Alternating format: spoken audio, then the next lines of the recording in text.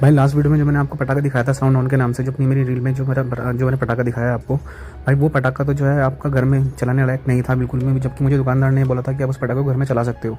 अब मैं आपको ये वाला नया पटाखा दिखाता हूँ। ये भी जो है मुझे जो है दुकानदार ने बोला था कि भैया इस पटाखे को भी आप जो है घर में चला सकते हो। भाई मतलब ये पटाखा घर में चलाने लायक नहीं है भाई, क्योंकि इसमें धुआं बहुत ज़्यादा है और पेपर्स बहुत कम निकलते हैं। ये रिकमेंड नहीं करूँगा मैं घर के अंदर चलाने के लिए। आउटडोर पर्पज़ के लिए बिल्कुल ठीक है, मैंने तो ऊपर ही चलाया था, ये मुझे पता था, क्योंकि इसमें से जो है अपना जो है पेपर्स निकलेंगे, बट जो है इसमें साउंड जरूर होगी। बट दुकान वाले ने मुझे बोला कि भैया इसमें साउंड जो है नहीं है।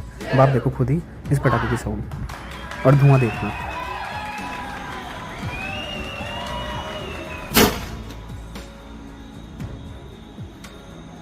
तो भाई देख लो, कुछ पेपर्स थोड़े से निकले हैं इसमें से, ठीक है।